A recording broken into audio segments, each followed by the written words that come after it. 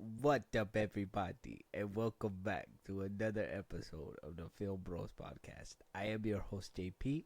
This is my co-host, Josh. Yeah, I don't know what that is. Hey, everyone, welcome back. It's my vampire voice. All right, man. It's my. You know what? It's Halloween. It's my vampire voice. Welcome back to another spooky episode.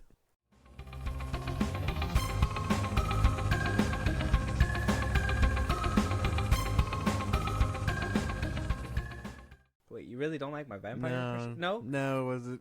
I probably would have liked it a little bit more if you were like, "Hey, I'm gonna try something." No, what? Oh, but you just having to figure it out. Yeah. About? Mm-hmm.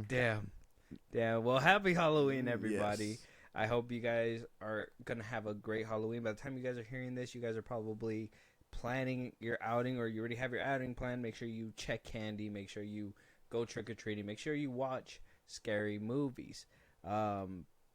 Yeah, that's a little message from the Film Bros to you guys. Happy Halloween. Be safe out there. Yeah, be safe. Some weirdos out there. They got vans and stuff, and I've been inside of one of them. Oh my god, did you get candy? Yeah. Oh. So then, I think it all worked out then. Yeah. Well, I mean, you get candy, but then the mystery's gone now. Like, you're inside the van. Oh yeah, that's right. That's right. Like, what else is there? The mystery is when you're not inside the van. They're like, oh, we got a PlayStation in here. Yeah. But do you really? No, they don't. How do you? It's always candy. It's just candy. You got like a Jenny in there or something, sir? I don't know. It's just the candy. I don't know. But just double check for yourselves out there. So today we're gonna have a discussion about a movie that I found out was a cult classic, or an actual classic, a horror classic. Now I know. Yeah. We're the Film Bros, and we should probably know about this film, but let's be honest, we didn't know about it until its prequel / sequel / remake, or I don't know, reboot. I would say sequel. It came out, and we saw the trailer for it. We reacted to it on one of our previous episodes. Yes. And then we also reacted to the RoseMary's Baby trailer as well, because we're like, what? There's another trailer. Honestly, this movie got a prequel almost about 60 years later. This Apartment 7A came out in 2024, where RoseMary's Baby came out in 1968. Yeah. So, kind of a gap. Kind of a gap, right? So, I thought this episode is going to be the fun, spooky Halloween episode that I imagined, because there's so much that kind of happened in these two films that are kind of similar but kind of contradict. And I'm like, look, man, we're not agreeing. I don't think we're gonna walk out of here agreeing. No. At all. But it's gonna be fun to talk about. I'm sure it's gonna be fun to talk about. So today, Josh, you want to let them know what we're gonna be discussing? We are gonna be discussing RoseMary's Baby and its sequel that just came out, Apartment 7A. RoseMary's Baby, all right, like old film, 1968. This isn't going to be a review, but this is going to be a spoiler conversation. We are going to talk about the aspects that we like, the couple of changes, how they kind of modernized it for today. But we're not going solid ranking with this one. This is more of a fun, spooky conversation, just something that me and you could lay back and have a chill convo about for Halloween.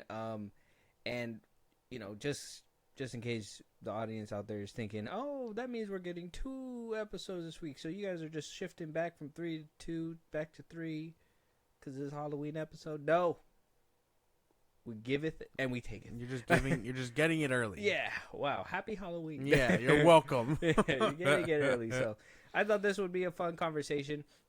Older film, like I said, versus newer film. Kind of similar, kind of different. So we'll discuss it all. So RoseMary's Baby clocked in at Rotten Tomatoes with a 96% certified fresh. Okay. And a popcorn meter of 87%.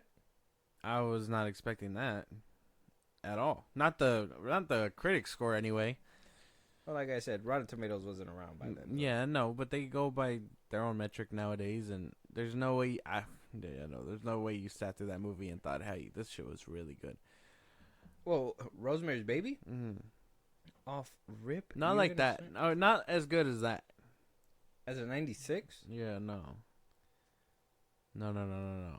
I don't agree with that. or an 87. Yeah, no. In your mind's eye, where would you put it? Well, critic score. I'm not a critic. I don't know their metric for that kind of thing, but like, Like you were, you were sleeping, right? You were dreaming Okay. of the tomato meter, and you were like, "Rosemary's Baby." if I could just turn the dial myself, Yeah, how would you put it? the critic score would probably be a lot lower. I put it around like 60, 70, and the popcorn meter. It's hard to really gauge where people are. People probably like it because it is a cult classic. Mm-hmm. And it probably has this niche following, so they're the ones that were just like lighting that bitch up. Maybe 80. Like if you were to release this movie as is and just get the metric, I'm imagine it'd be like that. Can't wait to pick your brain about your meter here. Like you're being so harsh to this movie that apparently laid out the groundwork for a lot of horror films. Like I guess this, I didn't know this, but Mhm. fun fact: Rosemary's Baby was kind of like the first in its genre to actually bring, Satan into the fold, into like Yeah, horror yeah. films and all that stuff. So this is kind of like, if you watch Rosemary's Baby, you're like, whoa, that shit's kind of. Not only is this its first real appearance like Mhm. mainstream, but like the way they did it, Aggressive.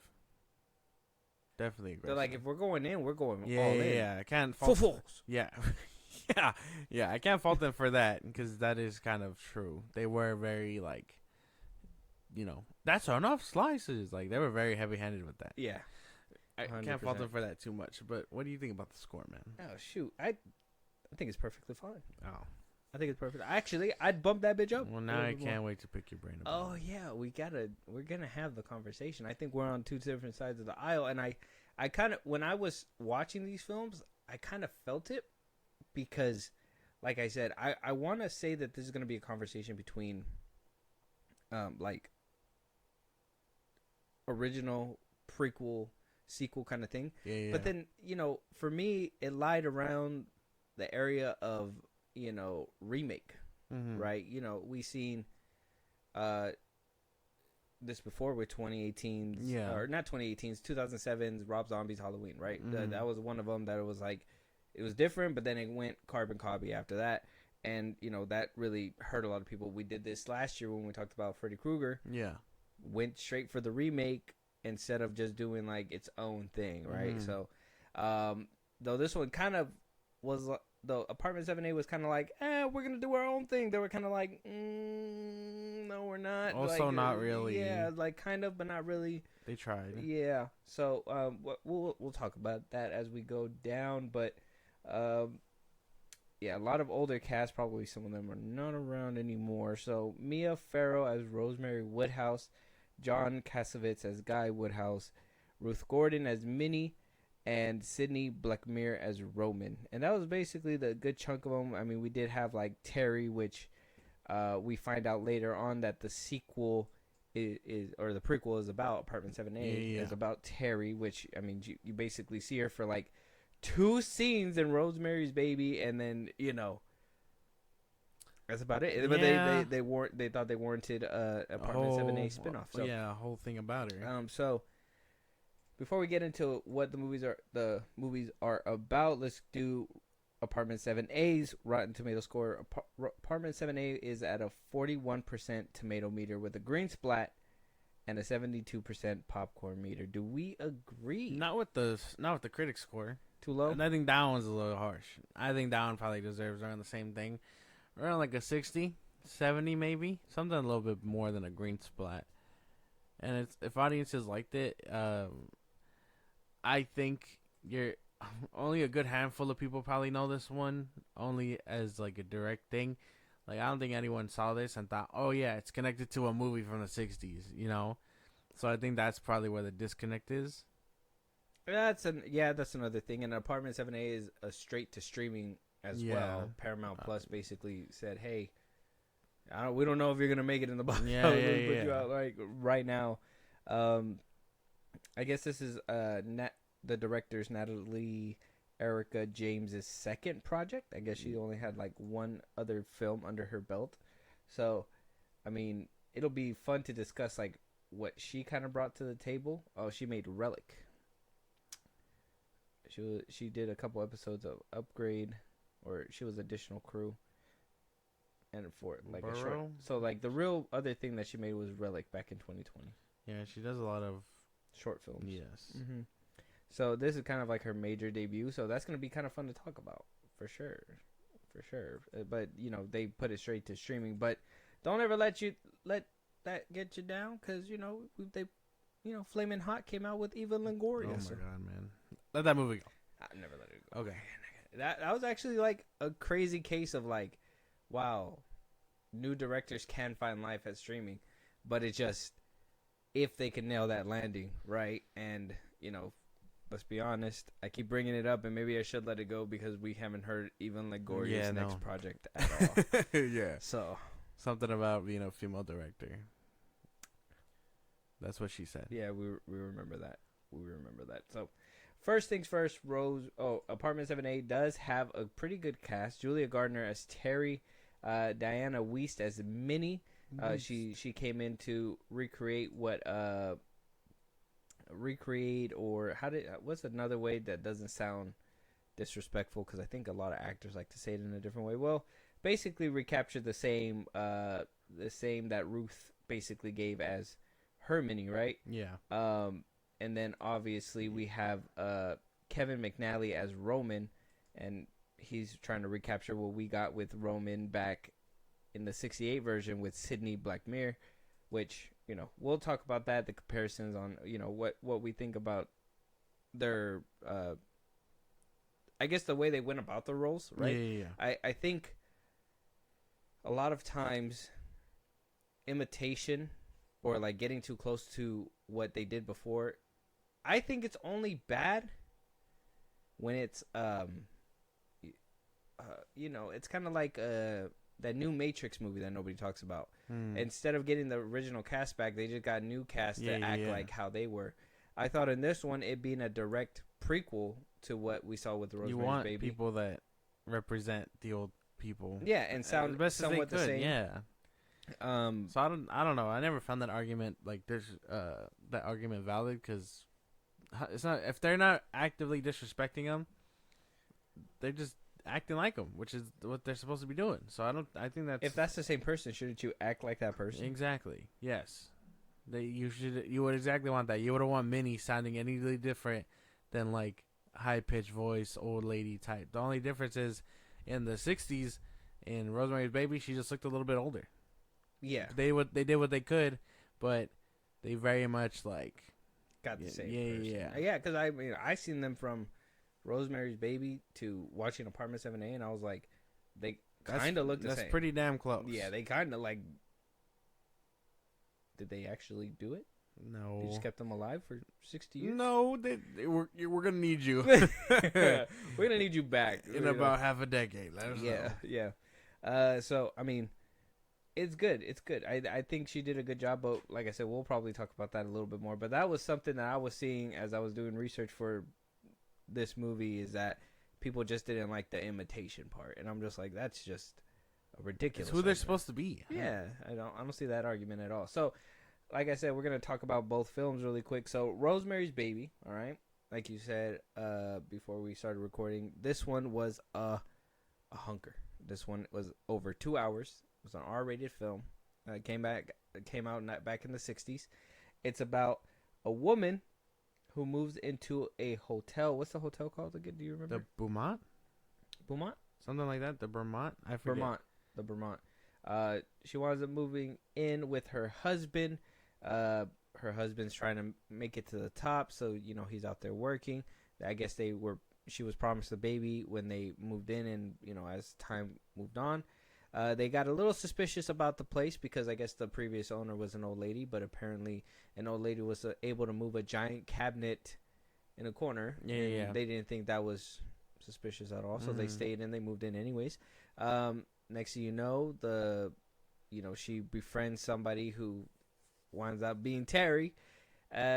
Scene later, she jumps out the window, and then that's when the races are on.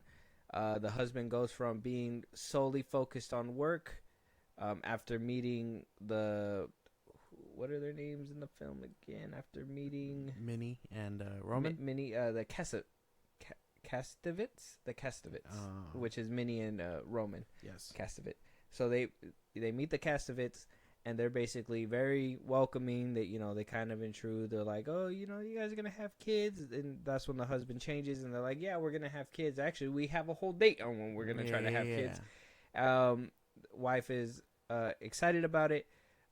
Like I said, Minnie becomes overbearing. They slip her something in some chocolate mousse, where she eats a little bit but doesn't eat the whole thing, and kind of plays a role into what happens next. Where Satan himself arrives to inseminate her, and very scary way. Is it wrong that scene reminded me of This Is the End? No, because that is exactly what I thought too. So I was like, no wonder this is like kind of like a classic, because they even adopted that from them. Yeah, that's why I'm pretty sure that was meant to be like a direct callback, and if you knew what they were referencing, we didn't know at the time. Yeah, no, it was just like, oh shit, that was kind of funny, but yeah, no, it's supposed to be a callback, which is the craziest fucking deep cut, because I didn't know that was a thing until just now. Yeah, until I seen it. Until we seen the movie, which, like I said, here at the FilmBros, we're not perfect, but we do our best. Yes. So after that happens, apparently she was waking up a little bit because she did not eat the whole mousse. She was very against the mousse, saying that it had a very chalky taste, but the husband was very insistent. So that basically happens, and she gets smothered with a pillow, and she wakes up, and she's like, what happened? And she has scratches all over her. She's like, what happened? And she doesn't know. Time goes on, Minnie's taking care of her, she's getting pregnant, there's sicknesses that are happening, and then by the end of it, turns out she finds out that she gave birth to Satan's baby. And though they try to trick her and be like, hey, there's no baby, it turns out there is a baby, and they're all a bunch of worshipers, and they need her to nurse the baby. And by the end of it, it's very ambiguous, which another callback that I didn't know about, when she screams in the room, she's like, what are you guys all like, what did you do to him? That was a Scary Movie made fun of that. And I'm like, what the hell? Like, you would have never known unless you are into the know, I guess, with these older horror movies. So I thought that was good. Deep cut of stuff. Yeah, I thought it's funny that they take these tropes and make fun of them later on. Yeah, and it's just, I don't know. Seeing it done in the original form is crazy. So, yeah, not necessarily. This film basically, she wanted a baby. She wanted that family life. She was getting that promise. Basically, being told that by Minnie and her husband and all that. And it turns out it was all for Satan.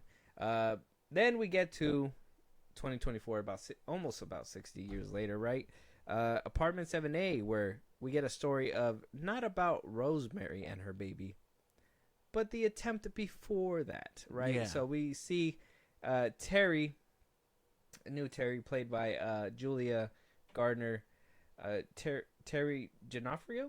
Yes, she wants to make it. She wants to make it in the New York high life. She wants to be on Broadway. She wants to do dancing, and that all comes to a sudden halt when she gets a case of the rolly ankle during shit was tough. Yeah, during a set that was pretty bad.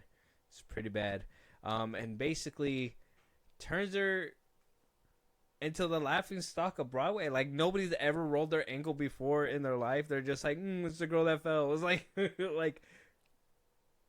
Nobody's fallen in your presence. So everybody was kind of upset with her for a while. She was trying to make it, and it turns out that the only way for her to make it was to sleep with people. She was getting a drug addiction. She couldn't pay her rent, and she gets to a point where rock bottom hits, and who's there to pick her up?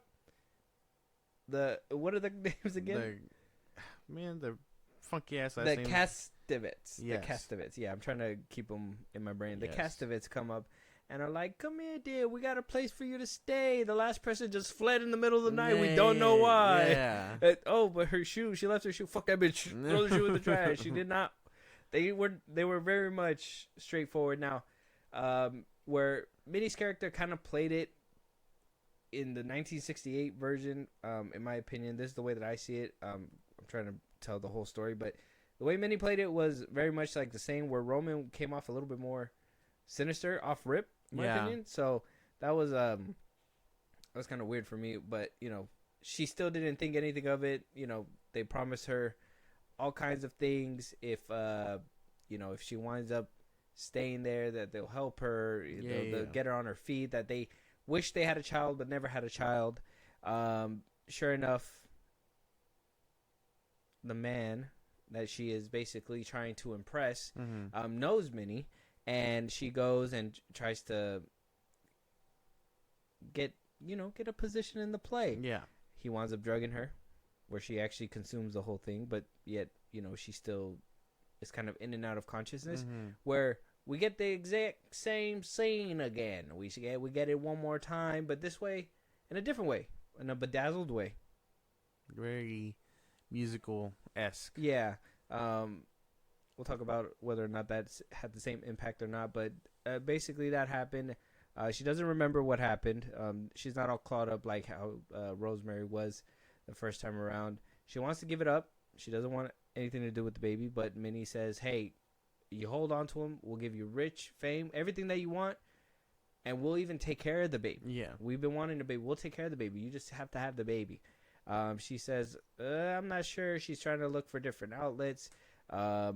It's not working out. Towards the end, she tries to get an abortion. The baby fights back, chokes out the doctor. She was crazy. R.I.P. doctor. She tries to take it into her own hands. Does not work out until she, takes it into her own hands at the very end, where they basically, there's no escape.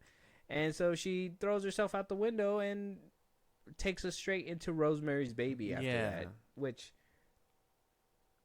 I thought was well done. I thought that ending was pretty nice. Much well done. So yeah, that's just me. But yeah, here we are, right? So we got, like I said, kind of the same premise, right? You have them wanting a baby. They're basically getting what they want from Minnie, and she's being overbearing. They're being a little bit not on the nose of what's going on, right? They're not on the up and up. They're like, what are they up to? But you don't know what they're up to until the very end, and it's revealed. And they do the same thing with Terry, but in a different way, where she kind of picks up clues as time goes on. I think that nun basically tells her, like, they got plans for your ass. And she was just like, no way. So there's a few things. Now, I'm not trying to, here's my thing. The very first thing off rip that I noticed is the runtime. 2 hours for the 68 version, where the 2024 version clocked in at an hour and 44. So where a lot of things were kind of fleshed out in the Rosemary's Baby, which it could feel like a pacing problem if you're not very much invested like you're supposed to be. That basically gets all cut out in the 2024 version, and is more straightforward. Yeah. Of like what you're gonna get. So I mean, that was off rip the first thing. I mean, did it bother me just a little bit because they gave you a little bit more detail? I wanted a little bit more detail about Terry. I do like that. They connected it very well with Rosemary's Baby. But, it kind of felt like they were like, hey, man, nobody wants to sit and watch this thing for 2 hours. Let's just make it an hour and a half and call it a day. No, yeah. I think a part of that contributes to the whole TikTok break. But if you've seen it, you know where her story ends up. You know what I mean? Like, she's not making it, As far as, like, the actual story goes and, like, wanting to flesh it out, I think to solve that problem, they should have remade Rosemary's Baby and like put out both of them back to back. I think that's probably poor on them. There's no way someone is gonna see this and think, oh yeah, I gotta watch a movie from the 1960s to get this. I'm not doing that. I'm fine just knowing that this bitch jumped out the window and that's it. Mm-hmm. So I think that is a movie problem. Whoever decided to make the sequel should have opted to make its predecessor first. Oh, what's her name? I say that like I don't know, like I don't have her name up here. Natalie probably should have made both of them if she was that inclined to share the story. Because at least then, do a Rosemary's Baby, like a remake, and then do that. Do this one. Yeah. She gave us 2-in-1. Not really. Kind of. Not really. Kind of. But we'll talk about it. I do think that that's probably where it all kind of falls short with that runtime. But yeah, no, drastic thing was that too, because I was like, what the fuck? This is only an hour and some change. Mm-hmm. And The other one was like 2 hours. yeah, felt fucking like an eternity. God damn it! Oh my god, you just are not interested in older films. Look, man, back in the day, you had to take your time to make them right. And oh, did they make them right, baby? They barely made them real good. Barely, man, barely. What do you mean? What do you mean? So obviously there is some differences. We're gonna run down them as we kind of go along. But first things first. Like I said, we both didn't know about this. Yes. Did watching Rosemary's Baby, the first one, help with Apartment 7A, or do you wish you could have just watched one solo, or how did you interpret watching a 68 version and then basically watching the remake version in 2024? It helped. It definitely helped because it gave context about, things that if you didn't see Rosemary's Baby, you would have been lost on. Like this whole cult thing, who Minnie and Roman are, and like what their deal is, who the chick is that tried to do her in the first place. Like there's a lot of key things that Rosemary's Baby tells you simply because it's gifted the runtime to do so. Mm-hmm. That it kind of falls short. And I think also if you're gonna do a movie about a side character, you probably should have threw in Rosemary at some point. They did. A little bit. At the end, they didn't talk to her. Yeah, no, at the end. And then, there's the whole, I guess she also shows up in the damn laundry room. And I guess I get, yeah, but if you're going to recreate the scene. Yeah, no, if you were going to retell a side character story like that, you probably should have had the conversation from her perspective. That would have connected the dots a little bit better. Because what was she thinking in that moment? Yes, you know what I mean. Yeah. Did she know that she wasn't going to see her again? You know what I mean. That would you're right. That would have probably helped out. I don't know. So what I'm hearing is that if you would have just seen Apartment 7A by itself, you'd have been content. Or no. A little bit, but then it would have led the questions of, oh, well, now I want to know more about this cult. I want to see a sequel. Mm-hmm. And then, again, if I was general audience, they probably would have been like, oh, dude, it's connected. You just got to see a movie from the 60s. I feel like they kind of broke down the whole cult thing with the book and stuff. A little bit. Not as in detail as it was with Rosemary's Baby. Because my thing was, when I was watching Apartment 7A, I was like, well, none of this hits as hard because I already seen it over here. Mm-hmm. They already, like I said, in detail. Well, yeah, because it's. I guess for 2 hours, it's told coming. you. Yeah, it's coming. And in this one, it was just more like a quick, let's try to get it over with and fill you in with book exposition, stuff like that. Just to kind of get the ball rolling and get you in there a little bit smoother. Because if you did see the original, you kind of want to get to where it was. And kind of like what you said, if you already know their fate, you might want to play on it a little bit smarter. Like how you said, maybe give her that perspective from the laundromat. Maybe, in my opinion, just so it could have helped give you that sense of... Because I knew she was going to be a part of it. We already knew. Yeah. But what's different? What are you telling us is different? Yeah. And they didn't really... I don't feel like they told us anything different. No, not really, no. I mean, outside of the perspective of, oh, this is her. But, yeah, I think she should have shared a conversation with, Rosemary or something. But they kind of do her in quickly in her own movie, too. So it's like, this whole movie felt like it was just made up about... They were like, let's give her a made-up backstory. And they did. They played on what they told us that she did. And that was basically it. So it was kind of tough. They were basically doing what Star Wars has to do with the originals. With their own universe? Yeah. Where they have to tiptoe around. 60 years. Yeah, they have to tiptoe around certain things. To not break continuity. Canon, yeah. Did they? Did you notice anything? I was looking too, and I don't think I noticed anything big. No, not really. They were kind of spot on with a lot of stuff. I mean, the herbs, like the devil's, which we saw obviously in Rosemary's Baby that she had in the laundromat. Yeah. So they were pretty spot on with it all. I guess the only drastic thing was that she was outsourcing for help versus like Rosemary. What do you mean? Like she went to like other people to try and Oh get yeah, it, yeah, yeah. get problem solve. While it felt like maybe it was because she was alone and Mm. Rosemary had Guy to help course her into the whole thing. Yeah.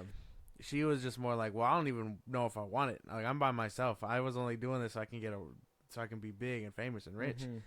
And then eventually, when she learns what's happening, she's like, okay, well then we gotta stop this Well, they altogether. were in Rosemary's Baby. They were actively isolating her. Yeah, that's why Yeah. they were like, "Oh, you got to go where we tell you to go. Yeah, don't You go drink here." vitamins in house." And this one, they were trying to do that for her too, but Yeah. she was just like, Yeah, that's why she had no one to like it's weird. course her. She just thought that, oh, that's a little weird. I'm not doing that. Mm-hmm. So like when she went out to help and stuff, it ended up biting her in the ass. She got people hurt, and so maybe they learned their lesson, which they were very careful with Rosemary to keep her secluded and all that. Mm-hmm. But I also think that it's probably because Guy was there to be like, hey, I'm doing what's best for you, baby. Like, you know what I mean? Mm-hmm. Like, give her the reassurance Yes. and make her do it. Kind of thing, which, yeah. and if you think about it, it's even more fucked up. It's even more fucked up. We just like she trusted him, and it was just like Yeah. And the thing is too is that they probably took a shining to Terry because they were like, oh, Terry's by herself, Yeah. and then it wound up working with the one that's not by herself, that actively has family and shit like that. So it was like, wouldn't that just turn a serial killer's or a Satan worshiper's head upside down? Like, huh? Basically. The harder one is easier. Wow. Yeah. Just got myself $100. Yeah. So I mean, that's the runtime for sure is a different thing that we kind of encountered with this one. Also, the similarities to the story was kind of what got me, where I was just like, I don't think that we really care too much to rewatch it. If you're already watching Rosemary's Baby, Yeah. do you really need to know Terry's story if it's the same thing? Yeah, no, not really, because nothing really changes. I mean, you probably could have gotten that she jumped out the window because they tried it on her, or they coerced her to like jump out the window, which is kind of like, it makes sense when you think about it. I mean, if they're putting everyone that tries to talk to Rosemary about this kind of thing or engage with her to any extent that isn't a part of the cult, they get done in. They get sent into comas. They get thrown in loony bins. All this stuff. They die simultaneously, and you probably could have gotten that if you were just like, okay, she's out. She's not even part of this movie anymore. Yeah. They share one conversation, and after that, they were capable of making a whole movie about it. She was like, oh well, I got cousins in Alabama or whatever she said, and then she has a brother in the Navy. Yeah. And then they don't even mention that like at all. That was one thing. That's just a throwaway line. That's something that I had an issue with too, because I was like, they could have at least been like, oh, the brother came down to visit. Yeah, or they found him or but something. Then he got redeployed or some shit. Yeah. And like, he got redeployed and it was her choice whether to do what she did to herself or, leave with her brother, and she chose to stay. Yeah, I mean, explore that a little bit just to be like, oh, he did care. But that would have was needed around. more runtime. Yeah, but they didn't want to do it. Mm-hmm. They didn't want to fully commit. Well, that's what I'm saying. That the runtime that they wasted to rehash what we already know from Rosemary's Baby, which if it's a prequel, in my opinion, you shouldn't have followed her. Yeah, I mean, no. Like, stay with me. Maybe follow her, but not go into the whole Satan thing until the very end. Mm-hmm. Because at least then so when the audience goes to rewatch Rosemary's Baby, they're like, wait, are they putting on the disguise again? And are they going to reveal? Because I felt they didn't reveal themselves in Rosemary's Baby till the very end of the movie. No. That's when that twist happened, and you were just like, what the fuck? They are worshiping Satan? No. I didn't even see it coming. Yeah. And then in not Rosemary's Baby, in Apartment 7A, they tell you midway through the movie. And then even a nun tells you. So I'm just like, dude, if we already know that's going to happen, fill up that time with other thing that's going to make us feel for Terry a little bit more. Yeah. Like you said, the brother, whatever. And move the story forward. But I feel like they wasted precious time trying to tell you about the Satan stuff. Yeah. Yeah, I mean, maybe they should have followed like Guy or something. Mm. I would have preferred something like that. Have him meet Rosemary, and then be like, oh, he's actually a part of this cult, and now he's trying to get her into this apartment. And then lead that movie, make that whole thing, and then lead into Rosemary's Baby. I don't know. There are probably a lot of other stories I probably could have been told to get this point across if you really. But I want to know why they chose Terry in the first place, because she doesn't do anything in the first one outside of talk to her in the laundry room and then die. And it's kind of like, do we really need to know anything else? She gave exposition about her life up until they basically do her in. Well, I mean, like I said, I like the premise of the story. I just don't like that they rehashed the things. I yeah, but that's why you can't tell that whole ending where she hit the car and everything. Yeah. I was like, holy shit! Like that had me on my toes because I was like, I can't believe that they remade it. Yeah. From that perspective, I'm like, and all that worked well, but everything else that was in between about like I said about the Satan stuff and everything is like that could have been told at the very end. Kind of how like they they kind of made it a thing to keep it a secret till the very end in Rosemary's Baby, and obviously, except for that one scene where they inseminate her, but that's just it gives you a tease, but then you still have that interpretation of, was it a dream? Is she crazy? Is she not crazy? Is it really just her? Are they actually trying to help her? Are they doing something? I thought that with Rosemary's Baby. Yeah, that's why. Maybe it's that. That's why it's different, because it's like you're supposed to see the first one, and it's like, well, you already got that information. That you don't really gotta know all that. They could just outright tell the audience, "Hey, we aren't hiding this from you guys. It's right here because you should have seen the first one." But now it's like you're forcing me to go see one movie from the '60s that no one really knows. But that would have made it for the hardcore fans that are opening up to this universe. That's why, that would have gave you that option to some people. Yeah, but like a rando dude watching it gonna be like, oh, that's it. She just jumps out the window, and then they're gonna see them walk out and try the next victim, and they're gonna be like, oh, can't wait for a sequel. It's like, actually, the sequel came out years ago. You weren't even born. Your parents probably weren't even born yet when that movie came out. So it's like, what's going on, man? But I would say that her story was nice to see. I kind of liked all the dance numbers and stuff. The tough parts were, why were things happening actively versus behind the scenes? What do you mean? Like, in which movie? In Apartment 7A. Okay, because the baby seems to have a lot more stuff going on versus just hurting her from the inside, which I mean wasn't really happening. Mm-hmm. She was getting hallucinations and stuff, but it wasn't happening with Rosemary's Baby. And I know you can make the argument that, oh, this one can get creative because it came out now or whatever, but it's like, nah, if they were a little bit more consistent, that baby should have been dormant for the most part. Because she spends like a good half of the movie, basically up until the ending, with like no baby bump in Rosemary's Baby. Well, she starts getting it towards midway. I don't think so. Yeah, she gets it midway, and then she starts popping out little by little. Okay. Well, maybe I missed that part, because there was a good chunk of that where I was like, she's not showing? It's December. She got pregnant.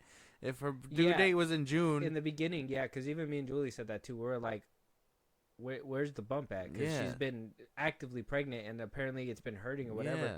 And then, but later on they do. That's why she gets, I would say she gets it like almost toward the third act. End of second act. Like, sure. So like she was supposedly pregnant in September. Her due date's in June. And then she goes like 4 months with like no bump or anything. Yeah. And I don't know if that was because it was like a baby thing, a Satan thing or whatever, but you can tell that she was kind of, not only was the baby powerful in Apartment 7A to Terry, because it was actively like hurting people that were trying to stop her from doing these things, but also like, why did it do all that? Which I know, again, you could totally make the argument about like, oh, because the movie came out sooner. No, but she was by herself, that's why. And she was actively trying to kill the baby. Rosemary wasn't trying to kill the baby. She wanted the baby. Oh, yeah, that's right. She wanted the baby. Oh, yeah. But she was fearful that it was just like she thought dying it was on sick. its own. Yeah, she thought it was sick. because it wasn't like she said she felt pains, like a lot of pains down there. So it was like, oh, am I having a miscarriage or whatever, and blah blah blah. And yeah. But she wanted the baby. She wasn't even trying to hurt it. She just wanted to give it the best treatment to keep it. What I did like about the whole Rosemary's Baby, the one connected thing was what was the neighbor's name? Miss Cardenas. Mm-hmm. I liked her involvement because it actively sets up everything for Rosemary's Baby. Mm-hmm. Because I mean, it's her apartment, and you know that's the one that Rosemary moves into. That's the one that dies. She tries to do in Terry because she can't agree with this anymore. And then they put her away. She goes into a coma, and then she dies. And then boom, her apartment opens up, and it's for this new couple. So I kind of like that. That's what I was fucking with, the continuity. Yeah, like the whole Rosemary moving in. You see him in the background once in a while. Yeah, I think I seen him in like one scene in the background, and then you get to the washer scene, and that's when I'm like, oh shit, her shit wrapping up. Yeah. And then boom, we get to that wrapped part. up indeed. Yeah. What I was thinking about was, you know, when they were revealing the whole thing to Terry, and when they're like, oh, well, you know, this is us, we're Cole, you know, Satan's the man, you know, like, that's my dog. I thought I saw, the funny thing was, I thought I saw, like, someone that kind of was meant to look like Guy in that room, but then by the end of the movie, it was like, oh no, okay, he's supposed to be with he's supposed to be with Rosemary by the time they discover her body. Yeah. So it couldn't have been. But for me, I would have been like, I would have loved the scene where it was like, well, oh, he was in the room with them. Like they were plotting or something. Yeah. No, because it wouldn't have made sense because they only approached him after she died. So yeah. That would have been cool though. That would have been cool. Another difference, like I said, before we get to maybe like the ending, the scene, right? The first one was very much red eyes. They set the tone. It was very, the music behind it was very in a certain way. Red eyes, traditional devil, the way it looked, right? Yeah. Whereas in the 2024 version, he was bedazzled out. Yeah. And they gave you a glimpse. I think there was one scene where like he kind of flashed back and forth, like it real fake kind of thing. Yeah. And the music was more upbeat, more trippy kind of thing. Yeah. Because she was going through it kind of thing. I don't want to say who did it better, but but like, which one do you think hit better? I guess. But that only for pun intended. Okay, for the sake of like understanding what was happening, Apartment 7A.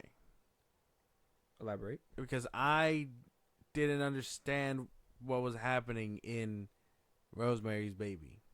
I understand the whole like, oh, she was probably dreaming it and it could have been real, so they were playing on that element the whole time. But I didn't understand the bits and pieces of with her on the boat and in the ocean and all that stuff. That was the only that was thing. The trippy part. That was her trip. Oh, that was her trip in Rosemary's Baby. Okay, that was her basically hallucinating, and that's why she didn't know whether it was a dream or not, because she went from there to boom. Okay, and same thing with Terry. She went from there to finally getting it. So maybe it's just how their brains work then, because if she was like visually speaking, I think there was obviously like a gap on how you can do certain things, which very much points to the director Natalie Erica James, because I think that those visuals that she was doing with her, like the trippiness, the wall falling down as you know, she got creative. Yeah, it was good.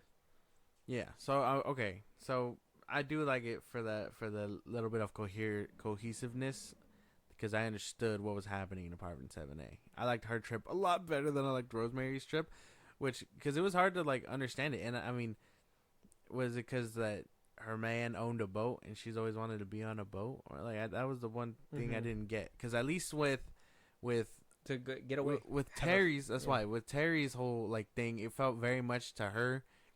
You know, catering to her. Broadway wanting to be in bright the dance lights, number, all that stuff. Like that felt very much. Which choreography was great too. Whoever did those dance scenes, applaud to them. Yeah. So that's what I mean. Like at least with that, it helped me. I understood it because it was like, oh, she's hallucinating about these things because this is what's currently going on in her life and what she wants. Mm-hmm. So what the damn? Yeah, Bedazzled Satan was probably the better version. I thought it was pretty cool, but I'm trying to think. Honestly, I can't even lie. They both got me. I know. I was thinking about the music that was in the background when it was doing it, and I came to the same realization that it was like because she wanted to be in Broadway. That's what she wanted to do. So I kind of understood that take. So I guess when those scenes go, I mean, I guess there's no wrong way to do it right now. No, because I think they both brought their own thing. Now, it felt more eerie. 2024, do I feel like that one obviously had the technology to do it a little bit better?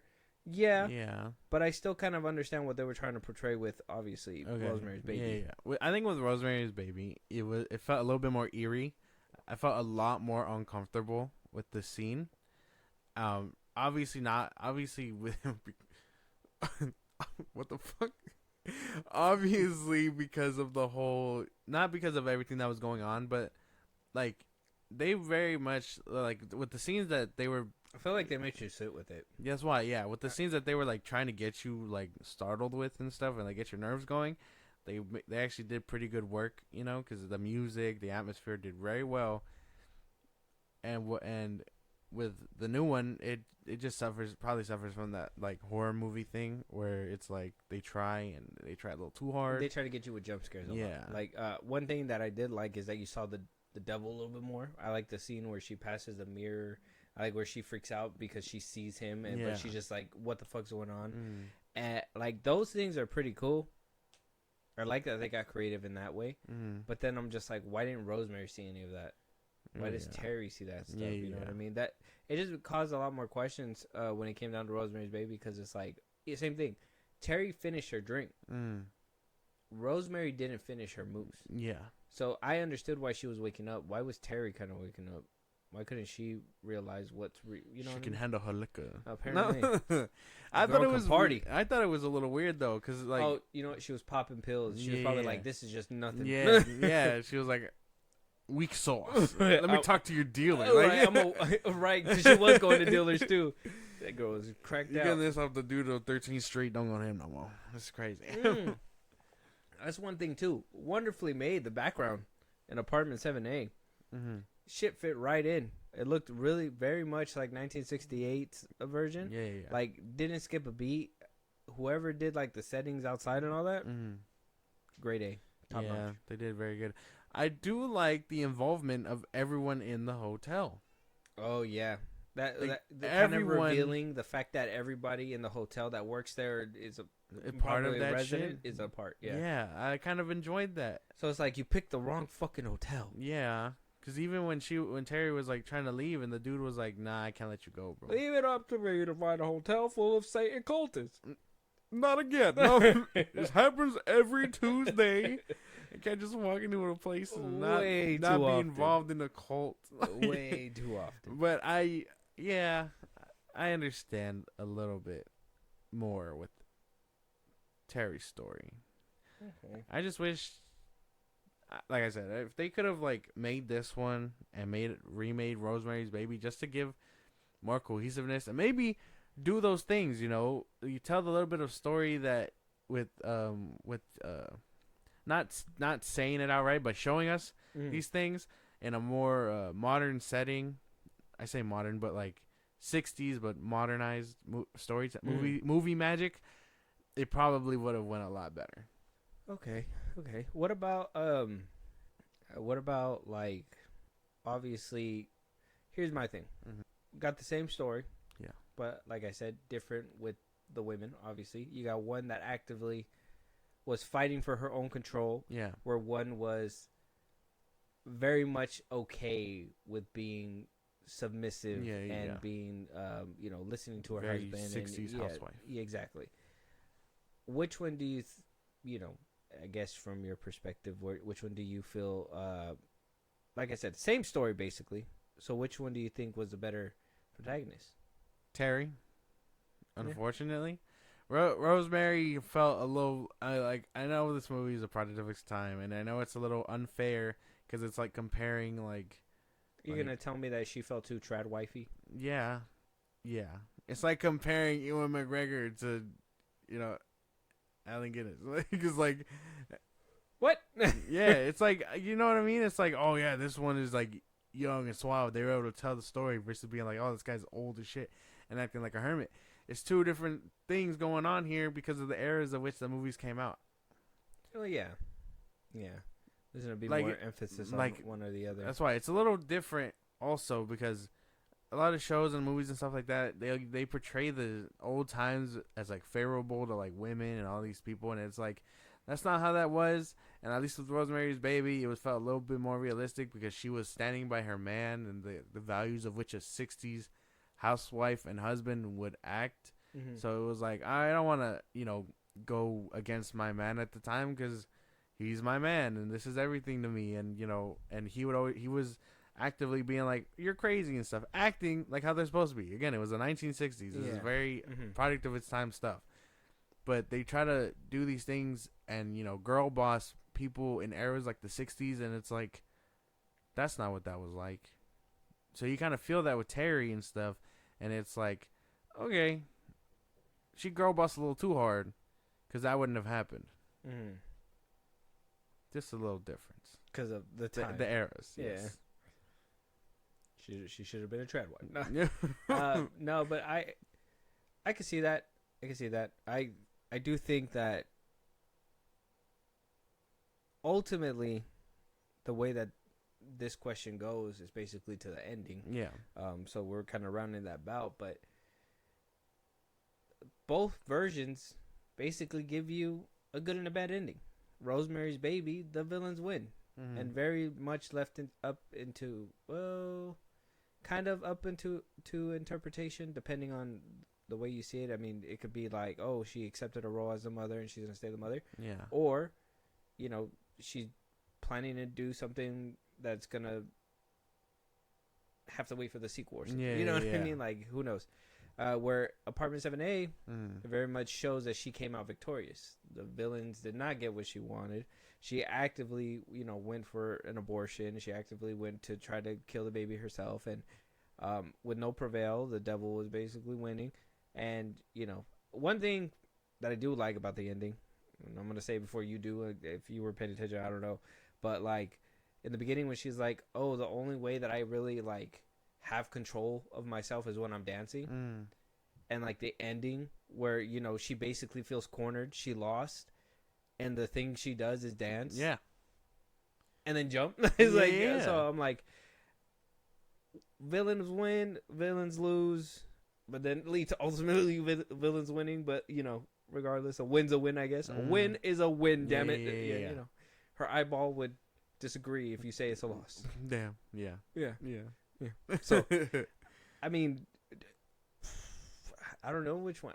Because I really like the ending of Apartment 7A. Okay. But I really love the ending of, like, Rosemary's Baby, too. It was unexpected. I think they both kind of win in their own right. I can't pick I think the endings was probably, like, the best things about them. Because not only did Rosemary's Baby be like, oh, they actually took that route, when most movies nowadays probably would have shied away from that kind of thing. And Apartment 7A, I'm mad we didn't see the baby though. I was rounding that bout. I was really like, why would they blue ball us like that? Like, what happened? Why didn't you see his feet? Which again, I like Laura Louise showing up too. They really got everyone. Yeah. What's her name? But yeah, so I do like the ending of Apartment 7A because it was like she took it into her own hands and she handled it the way she was supposed to. She didn't just get drunk and fall out the window like how they were saying. She very much did it to herself, which is a nice sentiment in making sure the bad guys lose. But then in the end, it really doesn't matter. She took her life for nothing because the bad guys still won. And you don't expect that kind of thing. You don't expect.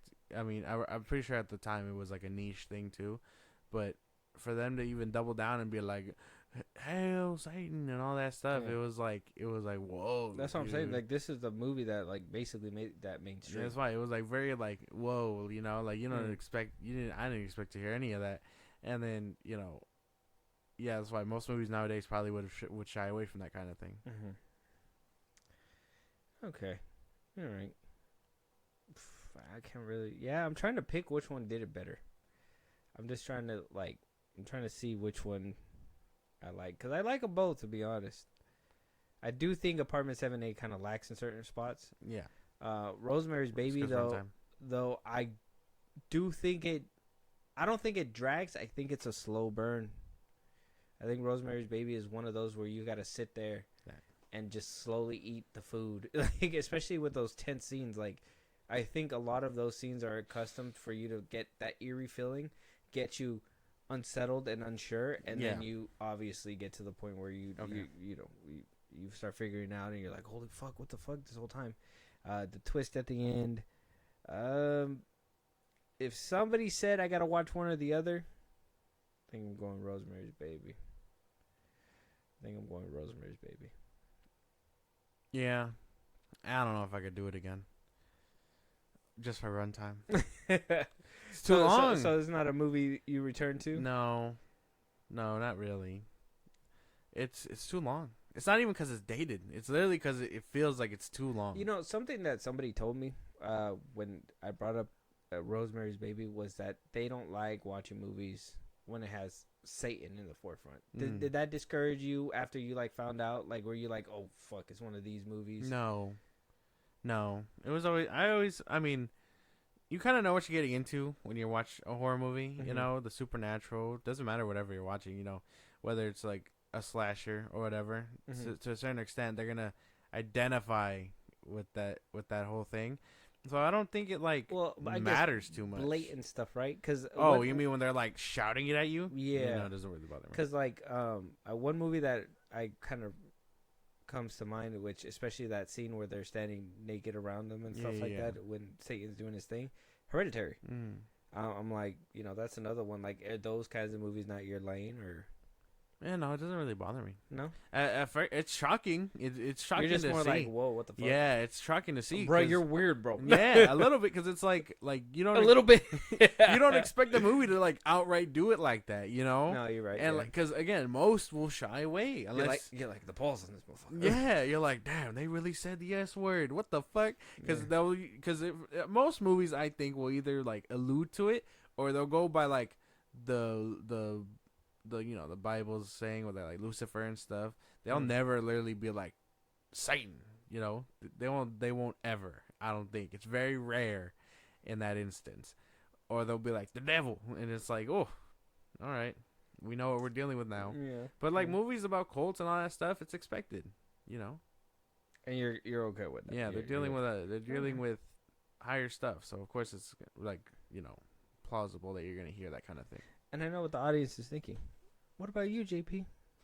You care? Bro, I love that shit. Oh.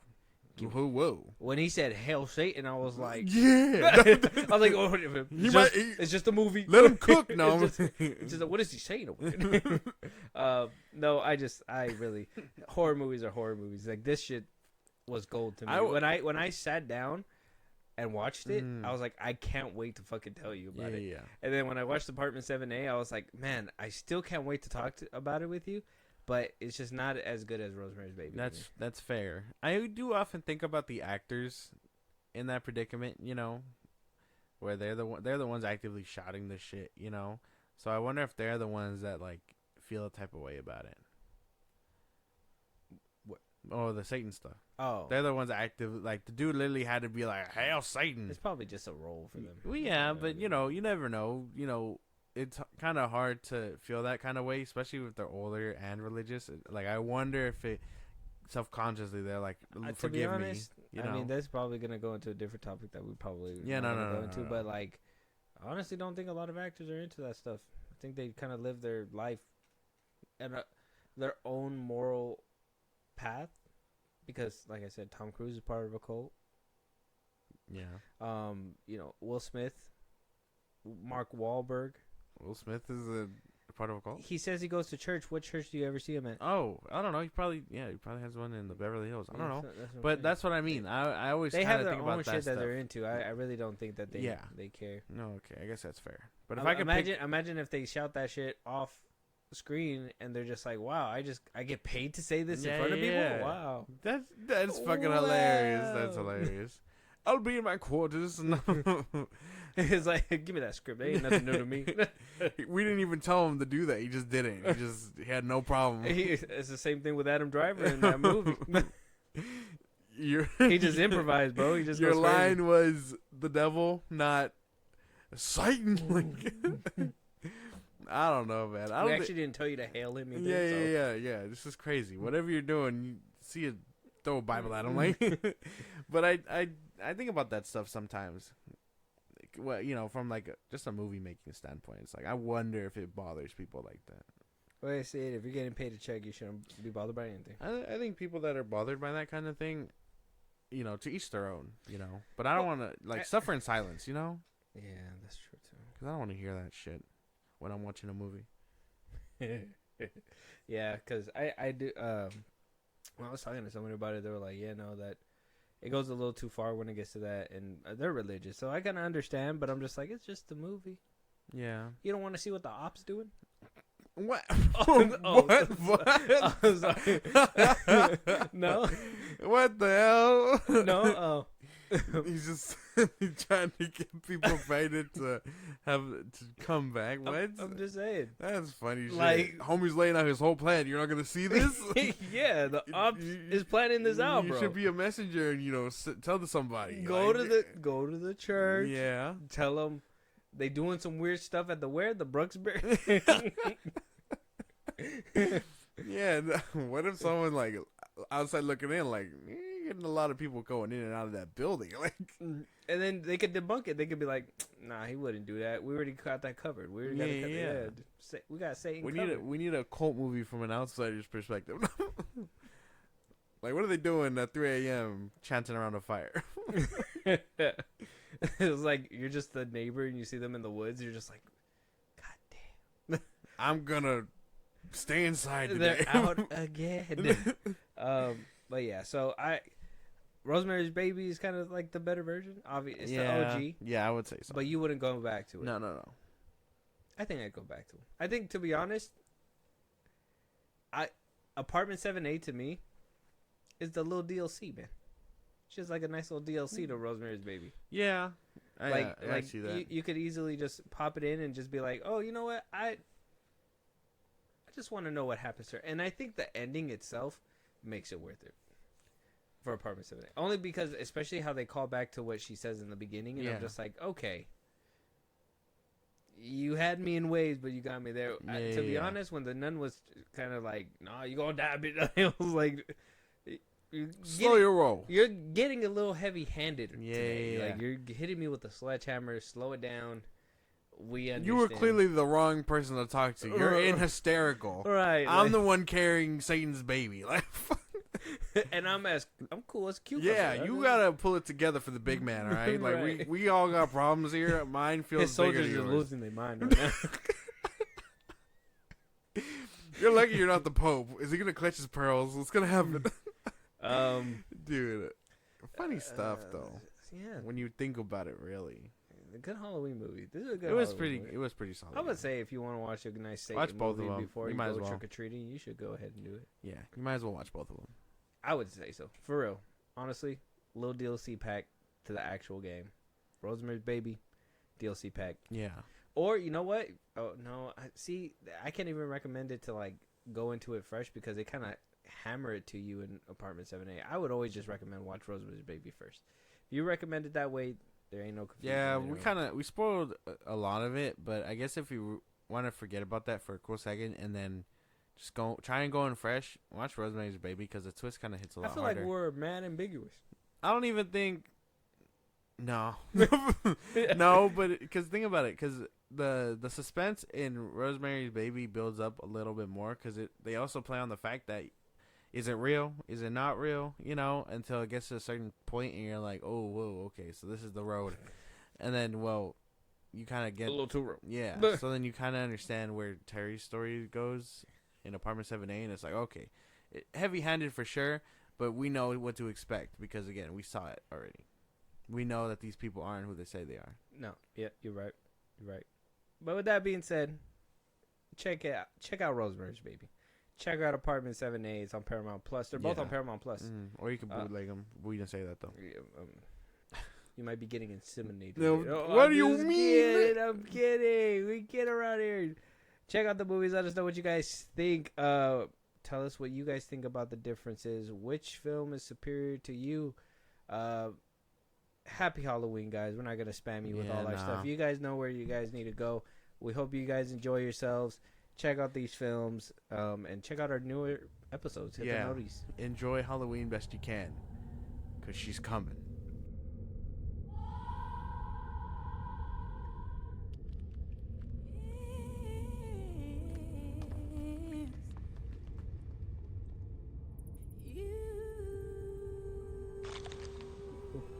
You don't hear that? Talk to you guys later.